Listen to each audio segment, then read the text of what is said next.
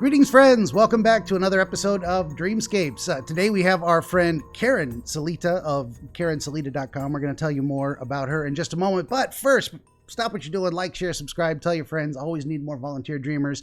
Also, you can get a t-shirt, coffee mug, support my work. Also, 11 currently available works of historical dream literature, working on 12 and 13, and got like 5 or 6 more in the works after that. That's the housekeeping. Enough of that stuff. And back to our guest. Thank you for being here. So Karen Salita is a personal development enthusiast and focusing on living well in the face of adversity.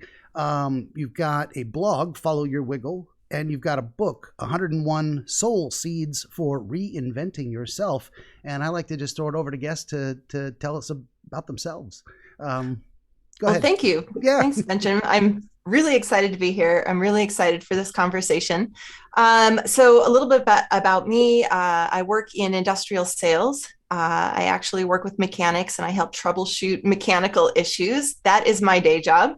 Nice. In my previous life, I was actually a competitive snowboarder for over 10 years. I competed in half pipe and slope style. I had sponsors. I traveled. I competed. I lived the dream. It was awesome. But then injuries kind of took me out of the game. Kind of pulled the rug out from under me. So that was a pretty big challenge. And that started my own deep dive and soul search into my own transformation. So now I am deeply invested in topics of personal development and personal growth, especially in the face of adversity or challenges when life doesn't go the way that you want it to. How do you continue to live well? So I do have a blog, Follow Your Wiggle. And your wiggle being that sort of internal guidance system that lets you know what direction to head in, kind of like an inner GPS. Except, if you turn on your GPS in your car, but you turn the volume down, your phone will vibrate when it's time to take a turn. And in my mind, your wiggle is the same thing. It vibrates inside you to let you know, like, hey, there's something here for you. You should pay attention. This is something that you should really be spending more time and energy on. For sure. That's how I conceptualized it as a kid. Was a big comic book fan, and I always thought of it as like, wouldn't it be cool if I had a spider sense? Then I realized people have intuition and gut feelings, and we do kind of. You got to learn how to read it, and what does it mean? But that's the synergy I felt with that right away. Yeah, that's exactly right. And the problem is that, our society and our culture pile on so many expectations onto us. It just becomes this noise, and the noise gets so loud that we can't even hear ourselves. We can't hear that quiet inner voice. And but we can start to tune into that wiggle, that sensation that you get in your body when you're excited about something. And that's a message. It's really valuable. And it really is a visceral, physical feeling if we're paying attention. Yeah. Yeah. And it shows up differently for everybody. For me, it's a flutter in my chest. And every time I get that flutter in my chest, I stop. I'm like, ooh, a wiggle. Okay, what's going on? Where am I right now? What's happening? What should I be paying more attention to? And, how can I direct myself on that path to get more of that? Yeah, for sure. And it's also good to highlight the journey you've been through to get there. In that idea of you had something, you said, living the dream. You couldn't imagine being happy or doing anything you really loved. And then twist of fate, tragedy struck. And it's like, I have to give up something that fulfills me, that really makes me inspired to want to get up every day and go do this thing. Now what do? You're like cast adrift in the sea, and you got to start reading the stars or checking the currents. And where am I going? Where do I want to go? I've got this wide ocean to sail. There's islands over there. There's a mainland that way. What am I doing? And you got to really ask yourself, what do I want to do? Where do I want to go?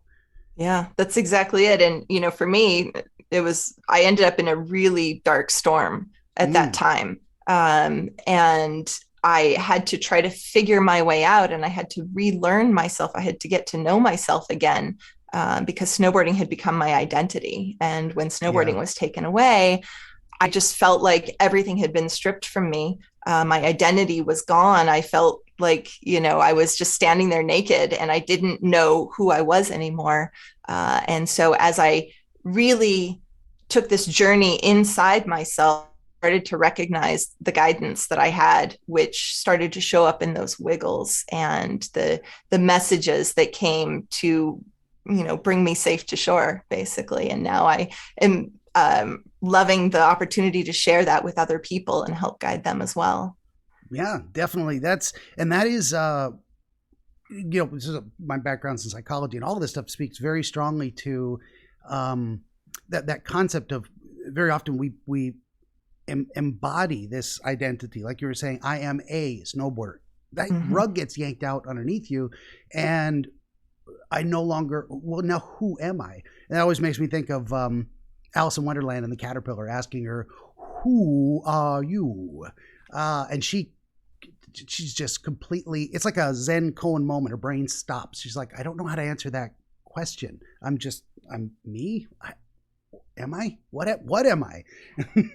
we get thrown into those situations, and struggling out often gives us that purpose we're looking for.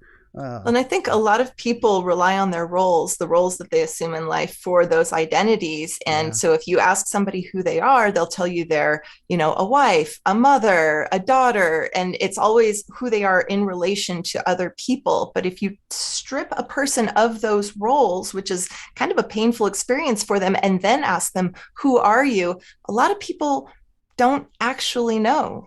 And I think that to live really well in life and not be tossed around by the current of life, you really have to be able to tap into your quiet inner voice who knows exactly who you are. And that is a journey in and of itself.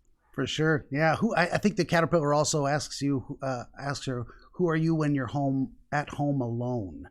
That kind of thing, which is not in relation to other people, just this independent existing entity.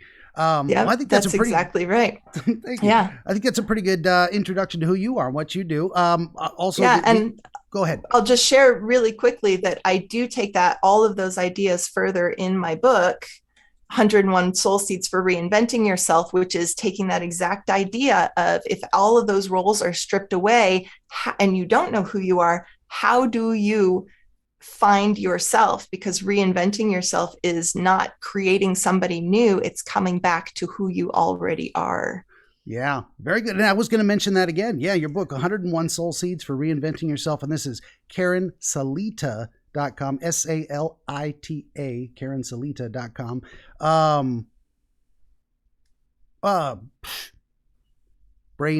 Brain stopped again. That's okay. Coming back to it. I was going to say it's about time to roll into the dream, which I think is what most people are here to listen to, I hope. So I will, as per my usual process, just shut up and listen, and you begin at the beginning, and we'll see what we can make of it. Okay, cool. So this dream is really interesting to me because it's a recurring dream that I've had for over 10 years. It is always the same theme. It is never the exact same dream. And the dream is that I'm trying to go snowboarding and I can't get on the chairlift. I can't get there. And usually it is me in the parking lot or at my car trying to get my gear on. And I can't seem to get it on in the right order, or one of those things where I'm putting my boots on first before I'm putting my pants on, and then I can't quite figure out how to get the boots off to get the pants on, and it's just taking so long. And I'll put something on and then shoot, no, wrong order, I'll take it off. I might put my helmet on first, but then forget that I needed to put my neck gaiter on. So I'll take my helmet off, and then, I can't find my gloves. And sometimes I'll get everything on and then I'll realize that I forgot my boots, or my snowboard is missing. And by the time I get all my stuff on, the chairlift is closed and the ski resort is closed and the day is done and I can't get there. Okay. So those are kind of the broad strokes of different shifting things. Can you think of the most recent time you've had that dream? Was it how long ago? Or? Well, so what's really interesting is that over maybe the last 6 months, I've had the dream, but it's shown up in different ways. So it has shifted a little bit recently. Okay. Yeah. What is the most recent one? So it'd be good to go with that. The most recent solid impression you've got from. Yeah. So the most recent one was I actually got on the chairlift, which I was really excited about. But as I'm getting to the top of the chairlift, where you get off the lift and onto the snow, I realized I was wearing way too many clothes. I had so many layers on that I could barely move. And then, so I get off the chairlift and I'm like, okay, well, I have to take off layers. So now it was almost the reverse, where I'm trying to take off layers, but I can't get them off in the right order. And it's taking me too long and my boots are in the way and it just goes on and on and on. And then I never get there. I never get to ride. I don't get on the hill. It just seems to go on and on. Okay. And then I had, I'll share with you one that I had shortly before that. And it was surprising. And I'll have these maybe a few times a year, these dreams. And it's actually become kind of I'm not going to call it a joke, but I always share it with my family. I always tell my mom, I'm like, oh, Mom, I had another snowboarding dream. And she's like, oh, you poor dear. My mom was a ski instructor when I was growing up, so she gets it. But shortly before this most recent one, I also got on the chairlift, but I couldn't get off the chairlift. And so I don't know if you have any experience skiing. A little bit, but years ago. Yeah. Okay, so there are some chairlifts where there's a mid station. So some chairlifts you get on at the bottom and you just ride it straight up to the top and you get off the chairlift there. But some actually have the option to get off midway. So they'll call it like a mid station or a midway station. So you can actually get onto the ramp that takes you off the chairlift halfway up if you don't want to go all the way to the top. Well, I got to the mid station and I realized I was supposed to get off, but I didn't. And if you ever watch ski movies, there's a great ski movie maker called Warren Miller, and he would always make these very comedy sections in his ski movies where people are trying to get off chairlifts, but they can't get off. And then, it's just basically this circus scene. It's a comedy scene of people like dangling from chairlifts trying to get off. And, you look at them and you just snicker and laugh and call them amateurs. But I was watching the ramp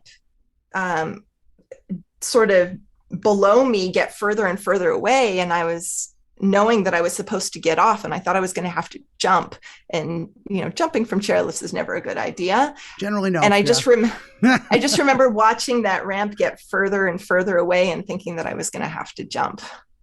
Wow. So we've got two different dreams. One's where you can't or don't, for whatever reason, dismount halfway, and the other one where you get to the top, but there's more complications. And so for my process, I got to focus on just one and kind of dig into it a bit more, and then we can get broader themes that relate to other stuff. So did you feel like one or the other was more meaningful, impactful, left you with that waking need to understand it better?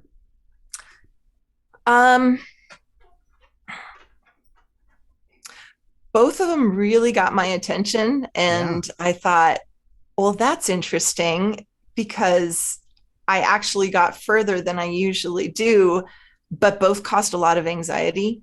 I think being on the chairlift and thinking I was going to have to jump caused a lot more anxiety, like where I could feel it in my chest, and there was fear involved.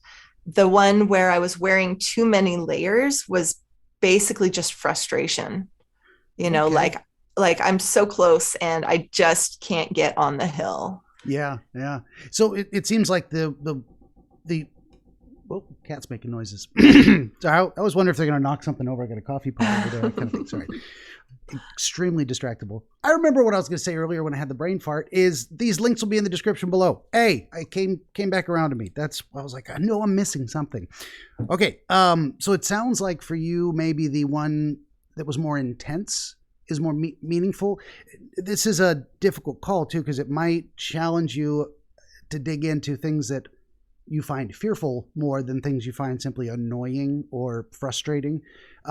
So either way you want to go for your most comfortable experience here, we'll still get something meaningful out of it either way. Well, I'm always happy to dive into fear because I think fear holds a lot of messages, and fear is usually the closed door that is between us and what it is that we are looking for. Yeah. So It's in that I'm happy to variety dive into of that. pain that we tend to shy away from. I mean, we are Hmm. pain avoidant creatures because Yeah. pain usually tells us something's wrong. I try to tell, well, I have many times throughout my career told people that, fear, pain, anxiety, these are your friends. And people are Hmm. like, it's the worst things the human being can experience. I said, that's why they're so useful. Yeah. There's stories of, I don't know if you ever heard of this, but like children born literally without pain receptors, they can't Mm. feel an injury. So they will jump out of a tree and break their leg and go running off to play with the kids and their legs flopping weird. And Oh my they just gosh. can't. Yeah. So pain receptors keep us from destroying our body through effort and interacting with the world. And the same with, it gets tricky with pain because in psychological pain as well too, because sometimes you need to lean into that pain in order to overcome it, but it also serves as a warning that something important and generally something dangerous is happening, something that either is a physical threat, or at least is perceived that way, by our internal sensors. um, Yeah. Yeah. so And that's there've been a lot of studies showing that our society, our world has evolved a lot faster than our brains have. yeah, So the fear sensor in the brain, which is the amygdala, gets triggered by things that are not actually threats anymore, but we can't tell the difference. yeah. And so nowadays, our fear sensor is actually a messenger. It lets us know where we are stopping in our lives when we actually could be continuing on. But we have to figure out what's a real threat and what's kind of a facade. For sure. So there's that first level of differentiating. Is this an actual threat, or does it only feel like one for whatever reason? There's also a second layer to that too, where everything that feels like a threat is actually a threat, but you have to identify what kind. And that doesn't mean you should avoid it necessarily. It just means this is something you need to pay attention to because there's something at stake. It could be your Yeah. physical safety, or it could be your emotional health, or it could be the fear of missing an opportunity. That's its own kind of fear that actually shouldn't shy you away from taking chances, but actually is telling you you're going to regret it if you don't take some Mm-hmm. kind of action here. So yeah, a lot of people think, avoid fear, avoid pain, avoid anxiety. When they're out of control, out of proportion, yes, they're a problem. We got to deal with it. But otherwise, these are, in a way, they're the internal wiggles that people are most familiar with. Yeah. So yeah, Yeah. I love bringing it back to my guest specialty in there. Yeah. uh, Totally. okay, so you wanted to focus on maybe the one where you can't or don't get off, and you're afraid you're going to have to jump up Yeah. halfway up the mountain. Yeah. So for my process, I get extremely specific and detailed. So I want to start kind of at the beginning and get the full story, every step of it you can remember. Like when you first become aware I'm having a dream, or afterwards look back and say, this is where the dream started. What was happening? Where were you? So I'm already on the chairlift at that point. Um, and I'm by myself. Uh, what's interesting to me is that it's actually nighttime. Hmm. So the sky is dark and I can't see anybody else. There's nobody else around. I can see the mid station coming, and I kind of have an idea that something's supposed to happen, but in my mind, I don't actually have a plan for what's going to happen. And it isn't until I'm directly over the ramp where you would normally unload that I realize I'm supposed to get off here, but I can't because I'm so busy watching it. And as I'm watching it and thinking about I'm supposed to get off here, I'm watching the ramp get further and further as I go over it. And then that's when the fear happens. And then I start thinking, I have to have a plan now. And what is my plan? And am I going to jump? And if I jump now, I'll be this far. But if I wait a second, I'm going to be that far off the ground and I'm just going to get further and further away. Okay. I can never write as fast as people talk. I try. And then, like, if I showed this to you, it's chicken scratch. I can barely read it. That's okay. It is what I do. I wonder if I'd be faster. Probably wouldn't be faster typing. Okay. And that is, so you said you started formulating, I need a plan. And if I jump, and then I kind of lost lost what you were saying, speaking of writing too fast. Mm-hmm. So if you go ahead. So I was on the chair and I knew that this thing was coming, this mid station was coming, but I didn't have a plan outlined for it until I was directly over it. And then I realized, oh, I'm supposed to get off here. Mm-hmm. But I was so busy thinking about getting off that I wasn't actually getting off. And the thing about skiing and snowboarding for people who've been doing it a long time is you don't think about getting off the chair. You just do it, right? You just, you automatically know that usually the first thing you do is you bring your knees up just a little bit to clear the little deck of snow that's there. You bring your knees up and then you put your knees down until your feet contact the snow. And in one fell swoop, you stand up and then you let the chair push you forward. And then you just go down the slope nice and easy. It's like riding a bike or walking. It's not something that you put thought into. So the fact that I had to think so hard about it was interesting. And the thought that I was like, I'm not quite sure what I'm supposed to do, but I think I'm supposed to get off. And normally, when a person does not get off the chair right away, the chair will stop because there's a lift operator there who stops the chair when they can see that somebody is in trouble or, made a mistake. But there was nobody there. Like there was nobody manning the station. It was like empty and quiet and dark. Come here, buddy. I got my stupid phone is in my robe over there, and I got the dog wants to get in my lap. Come on, butters, come on. Story of my life, chaotic and disorganized, and I gotta roll with it. What else am I gonna do?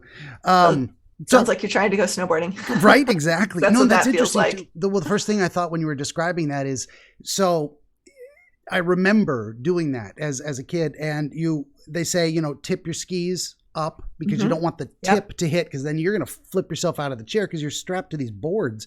Right. So you tip it up, and then that practice motion. And I remember having ridden one all the way down and back up again, because at that moment I panicked. I froze. I didn't know how to get off, and I'm like, I'm on a moving mechanical object. If I do this wrong, I'm going to fall. I'm going to get hurt. Something bad's going to happen. And I just froze. And they just let it go. I'm like, you okay? Like, I'm fine. Just maybe I changed my mind. Maybe they didn't know and they would do it, but they didn't stop the ride for me there. But I remember that moment. And then how it becomes more muscle memory after you've done it 1,000 times. And then it's just, you're thinking about something else. What do I want for dinner? Bloop, I'm down the slope. And it's also like when you're driving too, and you get that road blindness in a way where it's like, I couldn't tell you any of the features of the landscape for the last 5 minutes. I was listening to the radio. I was driving. I was paying attention. I stayed in my lane. I didn't crash, but I have no memory of it. We just kind of fade out and go on autopilot. So another interesting thing, as you're telling your story, it's reminding me that most chairlifts where there's just a bottom and a top and no mid station, the top section is called the bull wheel. That's the part that you go around. It's the giant gear, right, that drives the chairlift. Nowadays, most of those have a little a trigger on them that you will trigger with your legs. If you start to go around the bull wheel, it will trigger the chairlift to stop. So even if there's not a person there watching, it will stop the chairlift to make sure that you're okay, and then they'll help you get off the chair or decide to keep going around, whatever they decide to do. No, I got cats having fun over there. Cece, leave Princess alone. We got another one. That's Princess right there. You can probably barely see her. She does not like to play with the other ones. Oh, Ah, value added content. Cats being crazy. right. Phones going off. Dogs jumping in my lap. It's all part of the show, folks. Story of our lives, right? Right. That's how life is. You know, and you roll with it. You just make it happen because what are you going to do? You know, I'm not, Yep. cats aren't going anywhere. I'm going to have to live with it. That's right. And Yes. that is also life. Mhm. So on a normal chairlift, you would go around the bull wheel, but there would be a trigger to stop the chair for you. So you can decide what you're going to do. In a mid-mountain stop, they don't have that, because if you don't get off at the mid-mountain, you can go to the top and you can get off there. Yeah. And that bull wheel will probably have a trigger that will stop the chairlift, but there was nothing like that on this one. And I could have gone to the top. And, so if you miss the mid-mountain on a normal chairlift, it's not a big deal. You just go to the top and get off there. But for some reason, I knew I was supposed to get off there, and I was like contemplating jumping because it was so important. Okay. Yeah, no, these are great details, and that's what I do for the so what I call the deep dive. Step 2 is basically, okay, told the basics of the dream. Now we kind of go back to the beginning again. I start trying to see if I can see and feel what you were experiencing at that time. So you appear in your mind first thing on the chairlift already. You're in motion, so there was no experience of getting on at the bottom. You're just in motion. I was just on it. Mm-hmm. Yeah, and that so this is kind of how my process works, and I'll just kind of highlight different things as we go without trying to give you answers yet, because we get to that once we've kind of gone through the process. But along the way, speaking of pit stops, halfway up, there's an experience of already being in motion. You're on the ride. Your brain is telling you from the very beginning. Imagine you are in motion. The process is going, and it doesn't matter whether you chose this or someone put you there. Or imagine process in process, go, and then it's kind of starting you there in the dream. So there's the idea of being already in the middle of something, or committed to something, or involuntarily having a pathway revealed to you that, oh, I'm here now, I'm on this journey, whatever it is. So these connections and thoughts start popping into my head, and you don't have to make sense of it or give any answers, but just I like to give people things to just percolate while we're talking. Do you have any memory of the nature of the apparatus? Was it from a particular known ski resort that you've been to, or it's generic, no specific identification? No recognition. And I never do. Any of the resorts where I am in any of these dreams are not familiar to me. And that is interesting too. So the idea that we do or do not see or experience something both has meaning. So the idea of taking the idea of the specific location being irrelevant means it's more broadly generalizable to the experience and not an experience at one place.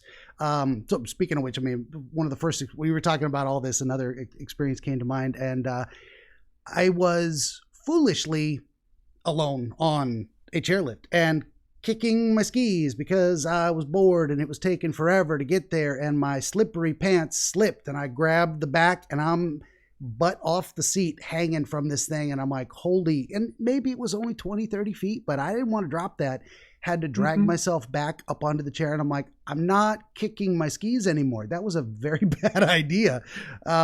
So that came to that experience. If that showed up in a dream, it would be, how would I interpret my own? The idea of, I did that to myself. I was bored and entertaining myself, and I wasn't thinking through this could be dangerous, and it was. And so if that came iconically to my mind, I'd say, what else am I doing right now that might be, say, out of boredom, trying to entertain myself, leading into a dangerous situation?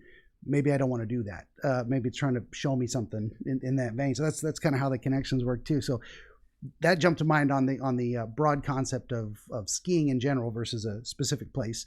Long story short, rant over. Did you recall being addressed any particular way on that? No, I really couldn't even see my clothes. It's almost like they faded into the dark sky in a way. Like it was very monotone. The imagery was just very sort of black and white. The sky was dark. The chairlift metal was all dark. The lift shack was dark. And I think my clothing was also dark, but the snow was white. So there was just a lot of contrast between the snow and the rest of the background. Okay, that is interesting too. And what would it mean? So in your other dream, when you got to the top and could not begin the descent on your skis, couldn't get to the act of skiing, clothing and items, the arrangement of it, the disorganization of dealing with it was a feature. In this dream, it's very much directing your attention away from that towards, it's even given you, and it's always interesting when people, and I forget to ask, they mention this happened at night. Well, that's completely different. Did you do a lot of night skiing, or a little here, a little there, or? I had a season of night skiing when I was starting to transition to working, normal people hours. The only time I had to train was at night. So I'd go up after work. I lived in Utah, so ski resort was 30 minutes away from my office, and I could go up and train at night. Yeah. That is, so it is, I was always going as younger, with my grandmother, and, it was a daytime activity. Most skiing is, but we would always leave as they were turning on the lights at night, and people kept skiing into the dark. Some people like the night skiing, but that is an atypical experience. Did you have a sensation or visual experience of seeing that there were the nighttime ski flood lamps going? Any source of light? Not really. I mean, I believe there was light in the imagery. Like I wasn't literally in the dark. You could see. It was a ski resort that, but it wasn't, in my mind, it wasn't nighttime. In my mind, it was just on the chair, getting off the chair. It's just that when I look at it from the third person, I notice that the sky is dark. Any experience of the moon or stars or? No, none of that. And something that's interesting about night skiing that people might not realize, and you also might not realize if you hadn't done it, is that at that time when the lights come on, it's actually really hard to see because the light gets really flat and you lose all definition. So when you're skiing, you can't quite tell, is that a bump? Is that a roller? Is that smooth? You kind of have to ski by feel during that, hour and a half or so. When it gets dark, you actually have a lot of definition. It's actually a lot easier to see when you're night skiing when it's fully dark than when the sun is actually going down. Yeah. So there's a lot, there was a lot of definition in my dream. It wasn't vague or flat or gray. It was definitely defined. Very cool. And this is also where I go to with the idea of what's present and what's missing. So the idea presented to your mind, or the experience of this being in a kind of darker environment, is not calling your attention to necessarily specific night skiing experiences, maybe in a way, but the absence of the flood lamps is like, this isn't just, okay, now imagine you are night skiing. The night element means something else, because it's not really, in my estimation, for what it's worth, it doesn't seem to connect to, again, it's not a specific resort. It's not specifically imagine you are night skiing, but imagine you are on the chairlift and it's dark and it's night. There's a different connotation to that in the circumstances. And that might or might not mean anything to you. Or we might or might not figure it out if it does. But what stands out in, as you're describing that, is it's not the presence of the dark that is interesting or feels meaningful. It's the absence of light that Interesting. Yeah. feels more resonant there. Yeah. And that I don't know what to make of it, but that also feels important to me too. The idea that, and we're talking about, what is there and what isn't there in dreams, and how does seeing it from that perspective change things, and to have that resonance just hit you there, that it wasn't that it was dark, it was that there was no light, and that there's something about, I mean, we get metaphors of shed light on something, isn't a metaphor for understanding. Those type of things occur to us, like night and dark, or day and night, light and dark, have these different associations in our mind, and then that's what we try and tease out with the interpretation is, what does that mean to you in this context? So again, I wouldn't, just having you mention that, fantastic. Interrupt me anytime, and we'll probably come back around to it, and see if we can fit it in its place. I'm going to throw something out there that has been in the back of my mind since I had this dream, in terms of what it's related to, and I think it has to do with my job. So now, this is your like day job, or my day job, the day job versus the internet job, so to speak, versus the passion projects. Basically, is what the rest of it is. Yeah, I mean, we can go straight there, or we can make sure that is literally the first thing we get back to on the stage 3 interpretation side of things. Sometimes stage, the deep dive and the interpretation blend together, because that's what we're doing. These things occur to us as we're going. Right. I thought it was likely. Maybe I was getting a tickle, a wiggle myself about the idea that this might be related to work life in some way. But again, I try to not ignore those, but stuff them down, and not give people a false, just because I see a trail that leads off the main path doesn't mean that's actually the direction we should go. I try not to guide people wrong in that regard.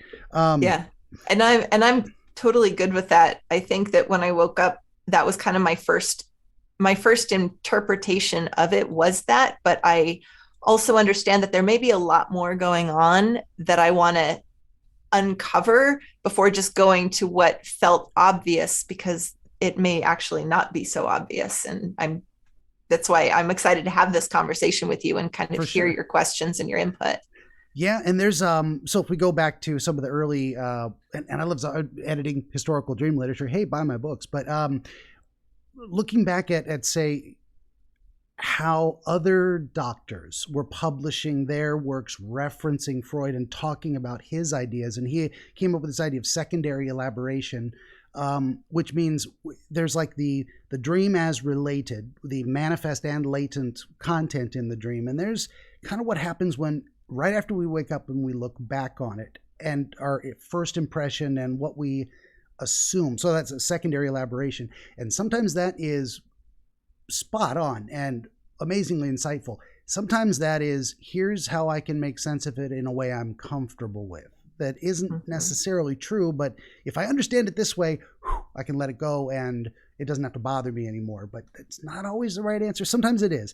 And it's good to say, okay, if we say this is definitely related to work life and day job, now what do the circumstances say about that? What are you thinking about that experience, about that concept? What useful information, what could guide your path going forward in relation to how to respond to that issue based on what the dream imagery was saying? So even identifying, oh, there's a work dream. Okay, so what? what does that mean? What were you thinking about work, and how can you make use of that? Is what we're hopefully going to get to. And it was so we're still right at the beginning of the dream talking about the, and that's good. This is, sometimes we'll focus on other areas and move through other stuff more quickly. But you had the, I'm already in motion. This process is in process, and it's dark. And you were describing the differences between the kind of twilight darkness when the lights first come on and it obscures things, but then the full darkness where it's easier to see. Which kind of darkness would you say it was? The more obscuring darkness, or the more it's we've crossed the line into now I can actually see better. I can actually see better. Okay. Yeah, and that's iconic too. It's like your brain is saying, don't imagine this is a situation where you're being obscured by poor vision. You can actually see better. You've fully crossed the line into a different ability to see. There's something there. You describe your clothing, dark, the machinery, nothing specific, but you're also looking around you and there's no people, there's no one skiing. And there's no operators. This lift is just kind of running on its own. I'm just going to make a note to myself there. No operators, no skiers. I don't know what to make of that. Something's making me want to linger on that. So your imagination, your conceptualization is saying you are alone in this experience. You're not. Whatever this is, it's not in relation to other people. They're not going to get in your way, but they're also not there to help you. You will neither be helped nor hurt by other people. This is something specific to you alone.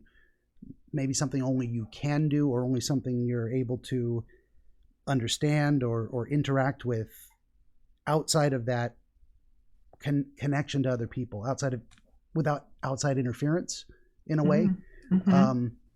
That's one way to go with it. Another way is you are so there's the outside interference angle, but there's also the isolation angle. Like imagine you are alone. You have to deal with this by yourself. You're so it could be something. My brain goes in a bunch of different directions. You are either accepting and understanding, as I said, you that this is only something you can do, that you couldn't even get help if you wanted it. It's literally your problem alone, but the other side of it, that you maybe feel isolated or separated from people, and whether you wanted help or not, whether it would be beneficial or not, it's not coming. So there's a couple different ways to go with that. Are you having any resonance within either one of those directions? Yeah. So one of the topics that I explore a lot is I talk a lot about self-love and unconditional love for yourself and unconditional love for others. And the idea behind that is that people who make their well-being conditional on other people are conditional love. They're conditional lovers. When we rely on other people to make us happy, when we rely on their feedback, their input, their approval to feel good about ourselves, that's conditional love for ourselves, or the same conditional love for other people when we rely on them to make us love them. But a lot of my personal journey has been learning to love myself unconditionally, meaning I don't rely on feedback from other people. I don't need validation from other people. I can see myself for who I am. That's a really huge part of my journey, and it came a long way from those dark nights of the soul early on after snowboarding was kind of taken away. And so I spend a lot of time seeing how I respond to other people and not allowing them to shake my sense of self. Now, at the same time, as listening to what you're describing, I am in this situation where other people are no longer impactful to what's going on because I'm in myself. I don't rely on them anymore. But it does kind of feel a little lonely in the dream because there's nobody to call on. There's nobody to tell me what to do. There's nobody to let me know, do I stay on the chairlift? Do I jump? What do I do? So that's. And there was very much that experience of kind of being aware when you got to that moment of making a decision, taking action, that there was no one there to say, stop the lift or ask, are you okay? So there's definitely, and it can always be both. That's one of those tricky balancing acts of really, it's kind of like a meaning of life type of thing too. It's like, if the meaning of our life is not to live in relation with other human beings, what the hell are we doing here? Then again, are we just living to be objects in other people's dramas in a way? That idea of as we were talking about in the beginning, who are we when we're alone. We need a sense of that as well, and we need the meaningful purpose of interaction. And that balancing act, man, people have written books for centuries about how to balance that self-image and strength and successful, appropriate, virtuous interaction and social participation. So it's not a surprise that it would be both. Be like, you do need both. You need to be able the ability to stand on your own 2 feet, and once in a while maybe someone to lean on, that kind of thing. Yeah, and also to share. A lot of times we spend so much time so focused on ourselves, we become uncomfortable because we're hyper focused on ourselves, whereas when we shift our attention from ourselves to other people, instead of focusing on, am I okay, we start focusing on, are you okay, are they okay? And that feels better to us because we're not so hyper focused on this internal experience. We become sort of a vehicle for sharing, and then that usually helps us to eliminate the discomfort. Yep. And this speaks too to my situation. So being a legit autistic and whatnot, I love my alone time. Like, I love talking to you, and that's its own thing, and I wouldn't give this up. But I need a lot of quiet, and don't talk to me, and leave me alone in my own head and focus. And it's not just an autistic thing. I'm just hyper on that. Like, I can talk to no one for 7 days straight and really be fine. That's just me. I got my own things going on. But could I do that for my entire life? Could I just never, ever speak to anyone again? I have to be honest. No, as much as I am not a social animal in that sense. Again, if I'm not existing in relation to other people, what the hell am I doing here? If I'm not providing some benefit, I'm not doing something meaningful, useful, constructive, specifically in relation to being of benefit to other people. That is something meaningful to me, that there's no replacement for it. You got to make sure, and a lot of it is motivation. You got to make sure you're doing things for the right reason too. I'm always trying to balance that. I think I'm good at what I do, but I think I'm of benefit to people. So let's make sure what I'm doing is a good thing to do, and that it makes me feel good because it is helping someone. Right.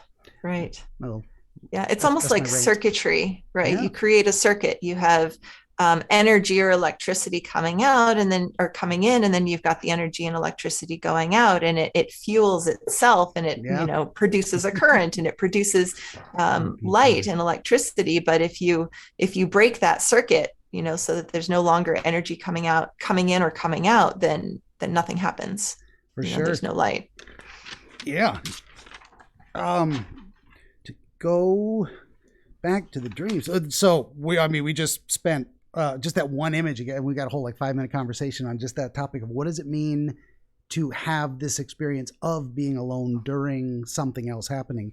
So all those thoughts are perfect. And relevant to you. That's what makes it a big deal. So you also have the experience of seeing the station coming. So your brain says first, okay, imagine you're in this situation. Now imagine you have the experience of anticipation, in a way, of seeing a landmark coming that is going to force a decision, and you are moving towards it involuntarily. There's something going on there. What if you can remember, occurred to your mind, or feelings or thoughts at that moment of seeing the station is coming?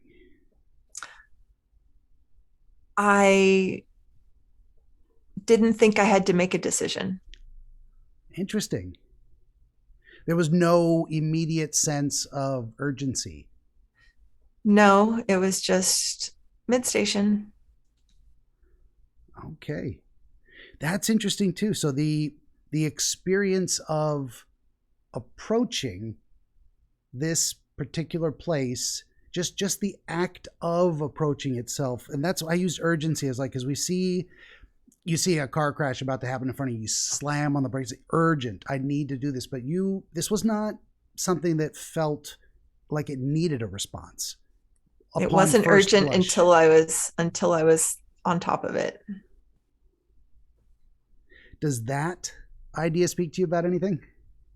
when you conceptualize it that way? Yes, in that when you are going to get off a chairlift, even if you do it, even if you don't really have to think about it, you do have to prepare to get off. Like you said, you have to tilt your tips up, lift your knees a little bit, make some room. You usually don't decide to get off the chairlift at the ramp. You usually decide beforehand. And I had not made that decision until I was on the ramp. And then it felt like it was too late. Like I didn't prepare for it.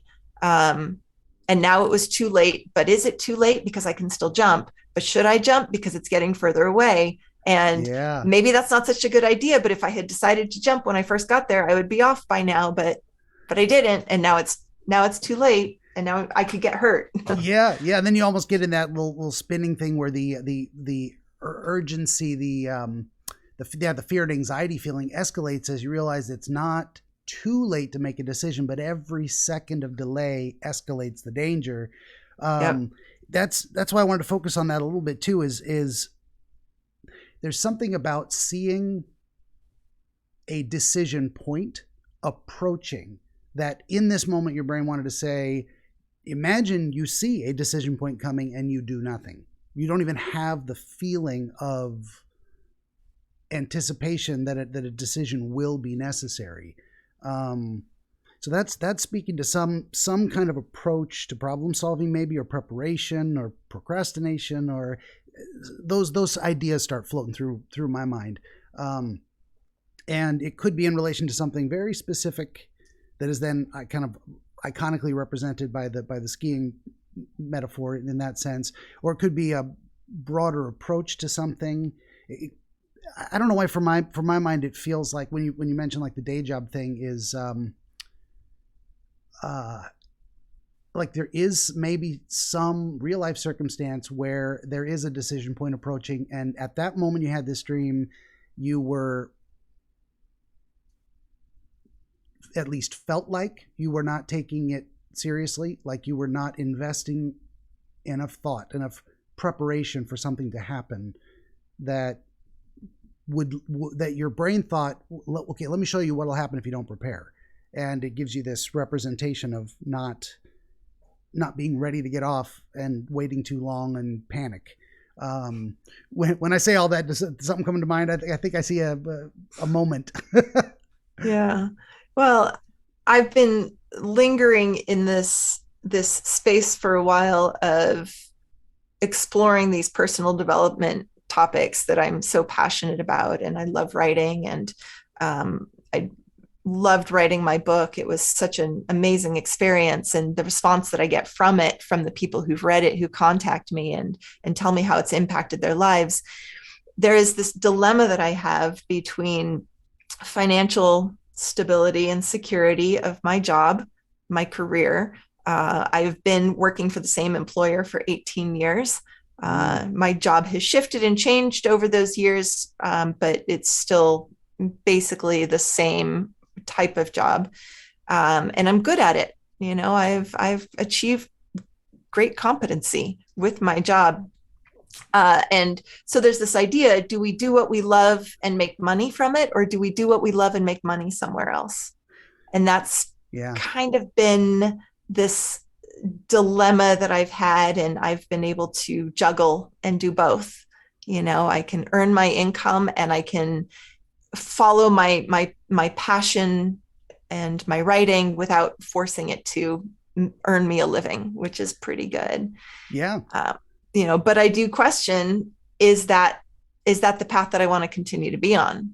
Do I want to keep investing, my best quality parts of my day, where I'm highest functioning, in a job that is a job? It doesn't really contribute to the greater good, except for my customers. I contribute to their greater good, but but it's not big. And it's not impactful. So there's a concept that goes with that. It's like the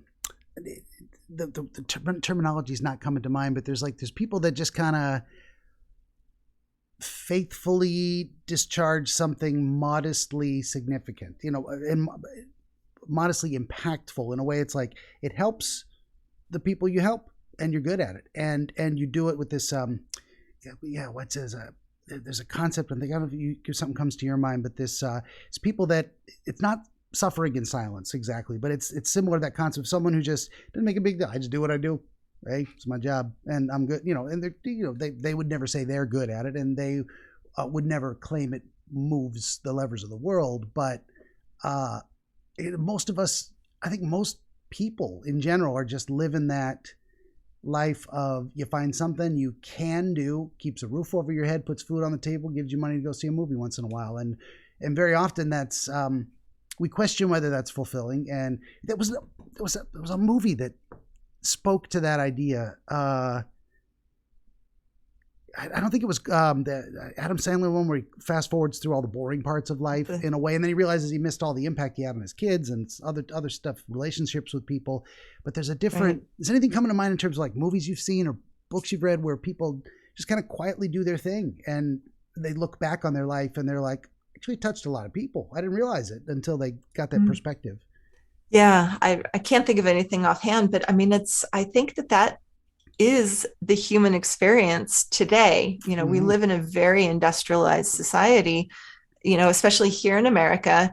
Our education system is completely designed to produce workers, to keep all the cogs in the system going. Our education system is not designed to help people pursue their passions. It's not designed to help create people who are going to create a huge impact. It is to fill positions. And there are a lot of people who are okay with that because they find fulfillment in other areas of their lives through their families, their hobbies. You just look at NASCAR, for example. I think NASCAR exists because so many people are not especially fulfilled in their jobs that they want some excitement and they find it there. Or sports, professional sports, all of these things help provide people with a sense of meaning. You look at any sports fanatic who their entire sense of well-being is completely conditional on whether their team wins or loses. It's because they don't have a sense of efficacy in their jobs. So they have to have a sense of efficacy in their sports. People assume these other identities because where they spend, from 9 to 5 every day doesn't give them that. So they find it elsewhere. And for a lot of people, that's totally cool. And I have been spending quite a bit of time for a while now trying to decide, is it cool for me?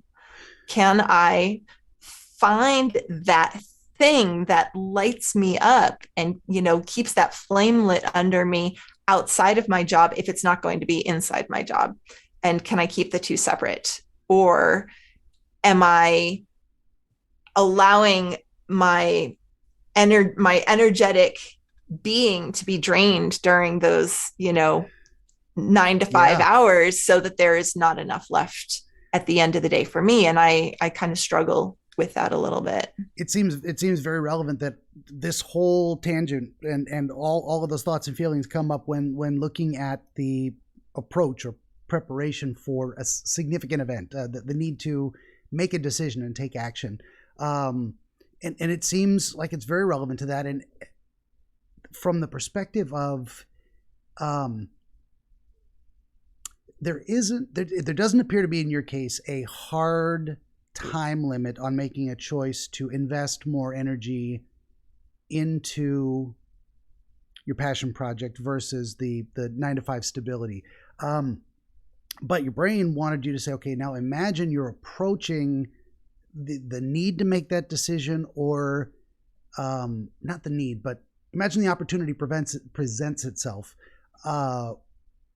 What would you do?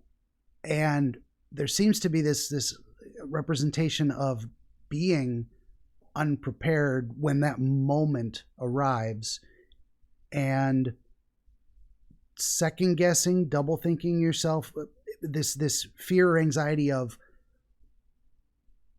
committing, but also watching the opportunity get further and further away, saying, I can still jump. If I just really commit, maybe I could make it happen. Something, is this resonating with you? It'll only hurt a little bit. Or a lot. I don't know. Yeah. And your mind saying, the longer I wait, the more potential harm it could do. The further you get from the ideal moment of pulling the trigger, moving forward, committing to something. This could be speaking to broader themes in your life of as you were saying, second guessing yourself, or having, even in the past, seen opportunities get further and further away, and then eventually kind of accepting, I just missed it. I missed my jump. That was it. I'll have to wait for the next one. I'll have to go to the top. Some staying on the chair. Yeah. And that's interesting too, that your brain was giving you, and it may just be iconic because the skiing thing was so big in your life, and it's just going to come back, as you were saying, for years and years. That's the reoccurring dream, is everything put into these skiing metaphors for you. But it is interesting too that you wanted to get off at that spot. You didn't know it until you got there, but the ride wasn't over. There's going to be another chance to get off the chairlift at the top, but that didn't even occur to you. You got kind of stuck watching past opportunities fade away, rather than saying, it would be a very different experience in the dream to have you go, oh, I really wanted to get off, panic, anxiety, fear. Oh, well, I can just go to the top. And then it fades away. Like that moment was kind of denied to you in the dream. It wanted to stop the experience with the focus on how you might view missed opportunities in a way. I don't know if this is resonating with you. Yeah. I mean, it's all part of what's been on my mind for a while now. And actually, it's funny, as you say that, yeah. I feel that flutter in my chest. Good. Which is like what I'm looking for here. Is like, oh, pay attention. There's something here for you. Exactly. Yeah. It's I'm in midlife at this point. I've already been in my career for almost 20 years, and you wonder how many careers do I have in my lifetime. And I work for a wonderful company, and I have a lot of coworkers who retire. They spend their entire careers. We just had several people retire who've been with the company for 40 years. It's not unusual, and it is kind of an expectation. I think in the rest of the world, the expectation is you stay at a job for 5 years and then you make a change and you go somewhere else. But in our company and with our company culture, the expectation is that we all sort of grow old together. And that's a nice thing. It's a comfortable sensation, especially in a world that is constantly changing. And we never quite know what's going to happen next, but at least in my job, I always know what's going to happen next. I'm going to go out, I'm going to call on my customers, I'm going to solve some problems, and I'm going to earn a paycheck. And, yeah, it's going to be great. There is a tremendous utility, and not just the comfort feeling of feeling secure in resources. And, I've got something to do all day. It makes money. I can buy what I need to live. But there's that utility side of things. What I was saying is not just the comfort of it, but you do need resources to live. And so sacrificing that comfort isn't just a matter of, oh, well, it might be scary. It's like, it might be deadly. It might literally leave you with nothing if it all goes horribly wrong. And so that's where a lot of people are afraid to change things. Like, if it ain't broke, don't fix it. This works. Why would I jump off the lift if I don't have to in a way, if there's still more road ahead of me. Something I didn't even consider that I'm so glad you said, and I went bing, is, this is midway up the mountain and you're in midlife and you're looking at this opportunity to take a different path, and having maybe that kind of panic reaction of, should I do something? Should I do something before it's too late? That struck me when you said it. And to have you kind of give more of that detail was fantastic. Yeah. A lot of people only do things when they're forced to do it. They only get off the chair when they're pushed off the chair, except there was nobody else there. So if I got pushed off the chair, it's because I did it to myself. I definitely, I have a little bit of an addiction to comfort. You're guilty. Yeah. I actually had a friend of mine years and years ago, and I never forgot this, but he said something really interesting to me. And he said, I tend to get stuck in my own inertia. Yeah. When I'm stopped, I'm stopped. And when I'm in motion, I'm in motion. But it's really hard for me to shift from one to the other. And I've just seen that repeated over and over in my life in so many different ways. And that feels like it's embodied in this dream. Yeah, yeah, that's a very powerful connection too. And I think a lot of people are. It's definitely that if it ain't broke, don't fix it type of thing. But it's also change is hard. Change is new. It's different. It requires attention and focus and intention. Not just attention, but intention. You got to. Why am I doing this? What is the purpose of this? Is it going to meet my expectations? And all of those calculations go into: is this something I even want? Because I used to think I wanted to travel and experience all kinds of things. And then I realized I just like staying home. And I was, as people say, don't should yourself. I've felt throughout my life that I should do all kinds of, like, am I wasting opportunities? Am I doing this? And then the more I got comfortable with myself, I'm like, what do I really want? Is I like a comfy chair and a good book or whatever. I mean, this is my idea of living well. This is my comfort. And that's your wiggle. That's yeah. And kind of in a way, it's like, follow your bliss, your passion, those different things are all good things. But then you also second, and this is where I was getting to, is where you second guess of like, if it is a change necessary for some reason. And say being a world traveler, just because it was something I thought I should do, I rejected that maybe, but should I read a different book? Should I go from, say, fantasy sci-fi and pick up something philosophical? Maybe I should. Maybe there's a wiggle there that's saying, we get these ideas of a need to change. Sometimes we just toy with the idea, what if? And sometimes really it's an indication of ourselves that we're unfulfilled in some way, that's necessary to change. Even you were talking about people being forced to change. Sometimes changes happen to us and it's a catastrophe and all our comfort is topsy-turvy, and now we got to get used to something else. And sometimes that was necessary. But then there's also the idea that nobody really changes anything until they're ready for a change. Until something isn't working or isn't satisfying, then they look at it and say, allowing this inertia to continue is unacceptable to me for whatever personal reasons. That's why I was very interesting too. So my initial inkling that this being a decision only you can make, like nobody can decide for you what is going to satisfy your life goals other than you. So it's not a situation where you're left alone, deprived of otherwise useful help, but nobody could help you. They can talk to you about it, and that's what we're doing. But ultimately, you got to flip that coin yourself and see which way your feelings really decide. So it's the dreams that very much saying you are alone in this. You're gonna have to make a decision one way or another, and nobody can do it for you. They can't walk that path on your behalf. So. Yeah.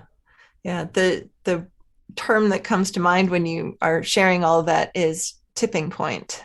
Yeah. Right. There's a tipping point. And one of my favorite quotes, and I don't remember who said it, but they said, change happens when the pain of staying the same is greater than the pain of changing. Yeah. I think that's the tipping point. And that's the sensation that I had on the chairlift. The pain of staying the same, of staying on the chairlift in that moment. And I did not know that as I was approaching, but I only knew it in the moment where I was literally having to calculate which is worse, staying on the chairlift or jumping. For sure. And that's not usually something that you actually debate when you're on a chairlift.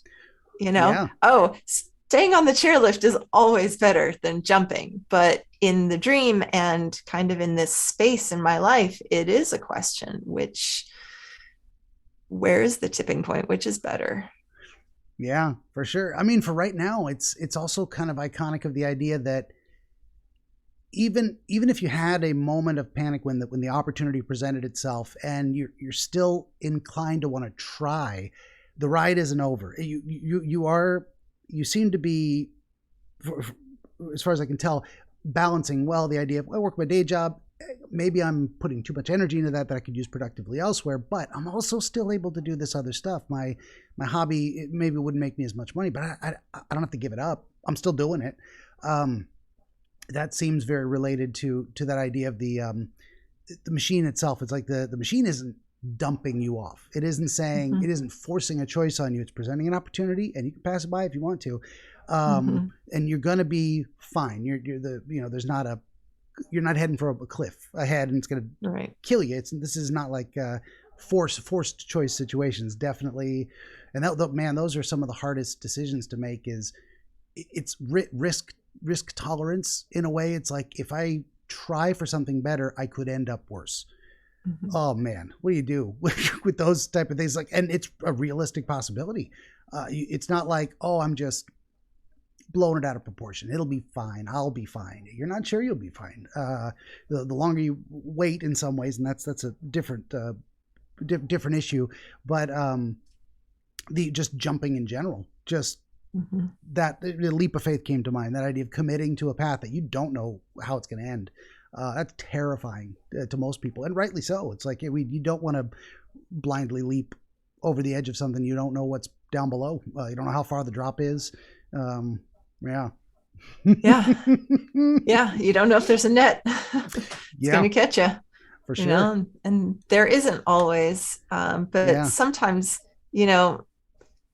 sometimes the drop's not that far. Sometimes, really, if you jump off the chairlift before it gets too far, it may sting a little bit, but if you're still close to the ramp, you just get up, dust yourself off, and keep going, but you can't. And there was that iconic representation of the perceived level of danger increasing the longer you wait to make a decision. There's something in there too. I felt that in my body in the dream. And I think I woke up with that in my body. Yeah. And that it gave you this representation too of feeling I'm supposed to get up, that there's some kind of expectation that you experience. And I phrase it that way because there's expectations we place on ourselves. So it could be that. And there's expectations we meet to satisfy the needs of others. And there's also, our personal desires, expectations. Like, if I do this, I will be happier. And there's also, if I do this, my life, my safety, other things will be satisfied. Other real necessities will be satisfied. And those things give us the sense of, this is something I should do. We're talking about shoulds. But that you phrased it that way. Wait, I'm supposed to get off. Suddenly, this is my stop. This is something that urgent need to take action. When you mentioned the word should, and I spend time on that in my book as well. There's a difference. And how do you know what you should do? That's always a big question. What should I do with my life? Huge. Yeah. And I think one of the differentiations is, if a should comes from other people, that's one thing. If the should comes from inside yourself, that's something completely different. And being on the chairlift by myself means that whatever should came up in that moment was not coming from anybody else. I don't think it was coming from, a society's expectation that by the time you're a certain age, you should have this much money in the bank and,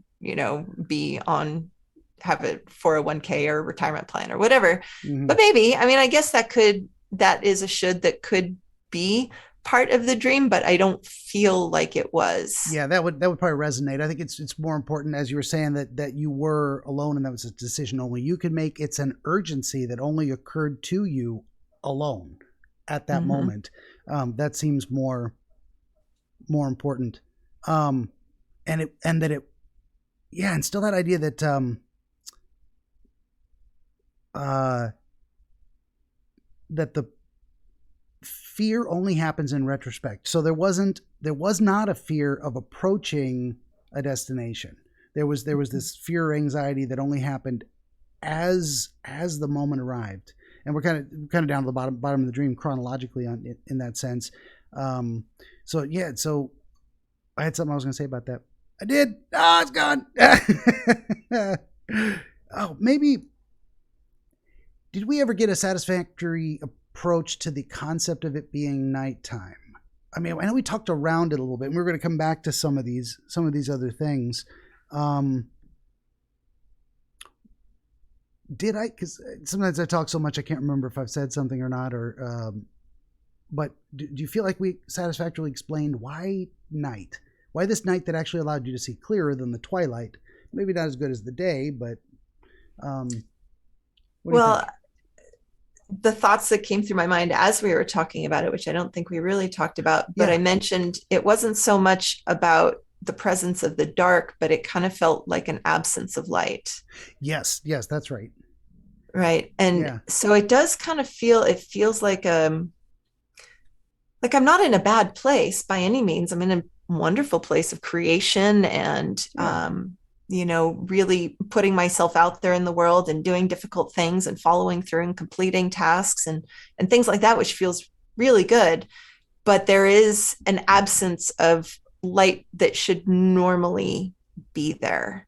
Normally, when I'm snowboarding, the sun is out, the sky is blue, or Yeah. if the sky is not blue, gray, but it's light out, Um, and definitely feel like that is something that's missing.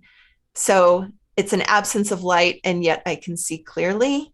So Yeah. I kind of feel like it's telling me things that I kind of already know deep down, but don't really want to acknowledge in my waking hours, which is that something is missing and I have to make a choice or a change to allow that thing to be. And it's scary and I'm dragging my feet.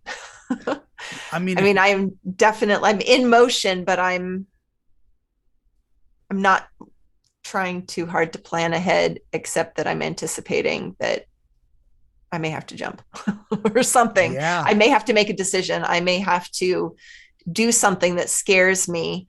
Um, which surprisingly in my snowboarding career, the things that used to scare me were a whole lot like physically scarier than getting off of a chairlift, but yet this is terrifying in the dream. For sure. And you just did what I try to do at the very end of the dream, which is what's the summation of the story arc? I think you just did the whole thing. You did it better than I could. I'm fumbling with my words today, but Yeah. hopefully my process is what gets people down to that the conversation, the collaborative conversation to gets us there. Yeah. Yeah, and then sometimes on top of that, the discrete elements give you a clue as to how to approach resolving that problem. Sometimes it's not always obvious. On this one, that's what I was thinking is like, what would I say about, okay, if we kind of nailed down the concept, the story arc, as I like to say, of like, imagine it's this kind of situation and here's what you're feeling and thinking about it. Now, how can you make use of that going forward? I suppose if the dream concept, the thought process in your sleep at that moment was saying, don't let yourself get into a situation where you're unprepared to take advantage of an opportunity. Look ahead and try to anticipate what's coming. It's like my concept of this too was like, when I get on a chairlift, I've chosen the chairlift, and ostensibly I've chosen my destination before I've even put my butt in the chair. I'm going up there, right there, that spot I can see from the bottom of the hill. So there's the fact that experience was lacking at the beginning, that it throws you into a process rather than saying, imagine you engage a process from the beginning with intent. You're going to run into this kind of situation. So broad strokes type of advice, as much as I don't give it, would be, there's something about you that wonders if you should prepare more, if you should look ahead and see what's coming and make a decision in advance about how you want to handle it. Something along those lines. Yeah. Yeah. Well, I think, our dreams often come to tell us the things that we are too afraid to see in the daytime, Yeah. I do think, as far as wiggles go, your wiggle is basically just the sensation of your quiet inner voice trying to tell you something. And I think that dreams are another vehicle for those same messages, and they say, messages will knock louder and louder and louder. If you don't listen to them, they'll come in stronger and stronger ways. And I think that dreams are a very gentle knocking, but if we don't pay attention, then the knocking gets louder. Yeah. And this is an interesting circumstance too of, I would say, a slightly different variety of recurring dream, because very often, specifically recurring dreams, so there's recurring themes, which is I think what's happening with you, but recurring dreams would be this same situation. So there's something iconic in those representations of specific things, but in one, so you have the theme of skiing and you're relating a lot of things in your life to who you used to be or a very important experience that gave you a lot of points of reference for other experiences. So that seems to be more what's going on with you, because the dreams involve skiing a lot, but they all tell a slightly different story using that experience kind of as metaphorical exemplars. So I don't have a great terminology for it, but it seems like the difference between recurring dreams specifically and recurring themes. Something like that. I'm going to come up with better words someday. Yeah, no, I think that's pretty descriptive. For the long dream was this not even being able to get on the chairlift, and having the ski resort closed before I could get my shit together, basically. Yeah. And I always wondered, I've come to terms with, my snowboarding career was a long time ago now, and I can't do what I used to do, but I can still get up on the hill, from time to time. And I'm just elated when I do. It's the most joyous experience. But I've made peace with that. And I always wondered, why is that dream still coming out if I had made peace with it? And I think it wasn't. And now I think because that specific dream is no longer, I think I did make peace with it, but now it evolved into, okay, for sure. That's the thing with these recurring themes across, say, multiple types of recurring dreams, so to speak, is it in the beginning, it seemed like your dreams were more focused around competence is how I would describe it. It's like, I can't even get my pants and shoes on in the right order. So there was that period of transition where it's chaotic. It's like, I'm not doing what I used to do, what I was good at, what I understood in my core inside and out. I was in the zone. I got to do something completely different. I don't know what I'm doing. I can't even, like I said, the order of the operations and the confusion of it's saying, imagine you're so disorganized in this current process. It's as if you can't even figure out what order to put your ski clothes on, giving you that iconic representation. And then once you gain new competence in a different area, the representation of being disorganized and out of sorts faded away, and now it's giving you other thematically similar exemplars, but with different crises, different problems to solve. Yeah. A different phase of life, really. For sure. Yeah. Well, if you think we got a pretty satisfactory answer out of this, I'm good to wrap it up. I don't know if you had more questions. I'm always willing to keep talking. No, I think that's great. I think all of the themes that you brought up are themes that are present in my life right now, and I think it just kind of means I can't ignore them anymore because they're here and they've been given a voice now. So. For sure. Can't pretend. And one thing I won't do is tell you should quit your day job. You really only you can make that decision. I don't want to be responsible. Yeah. Well, I'm not an abrupt person. I'm not not spontaneous, but impulsive. I'm not an impulsive person, which is probably why I've been having these dreams for so long. Well, for sure. And the idea of what would a methodical, carefully thinking person be panic-stricken about? I failed to plan. Whoa, something's happening that I didn't anticipate. That gets me every time. My wife suddenly opens the door and she's like, we got to go somewhere. I'm like, I don't have pants on. What are you doing to me? We didn't talk about this an hour ago to give me a moment to wrap my brain around it. Yeah. And she's so, gotta love my wife. She's so tolerant of my process. But that's, there's a little kindred spirit thing there. Yeah. No, I think that's really interesting. I think you've brought up some really, really key points that I'm going to give a little more attention to. Very cool. So thank you. That. Thank well, you I appreciate that. your time and being here. These are always fascinating to me. People would think, oh, I had a dream. It's not that interesting. They're always interesting to me anyway. And I hope to the audience, of course. But we're just going to thank our friend Karen Salita for being here. KarenSalita.com, SALITA. She's got the Follow Your Wiggle blog. She's got the 101 Soul Seeds for Reinventing Yourself. And yes, I'm reading off the paper because I can't remember shit. So she's talking about being organized. I appreciate you being here. Yeah, thanks, Benjamin. This was a lot of fun. Thank you. And I'm just going to say, stop what you're doing, like, share, subscribe, tell your friends. Always need more volunteer dreamers. Buy a t-shirt, get a coffee mug, send me some money. I need more whiskey for gaming. 11 currently available published works of historical dream literature. That's the housekeeping. And we're just going to say, thanks for listening. Bye.